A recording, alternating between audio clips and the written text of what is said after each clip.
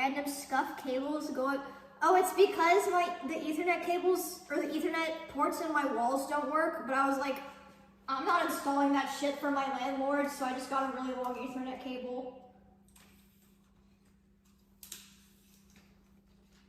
I'm renting. I don't give a fuck.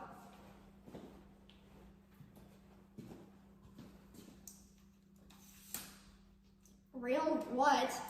Oh, it's doing the thing where it speeds up.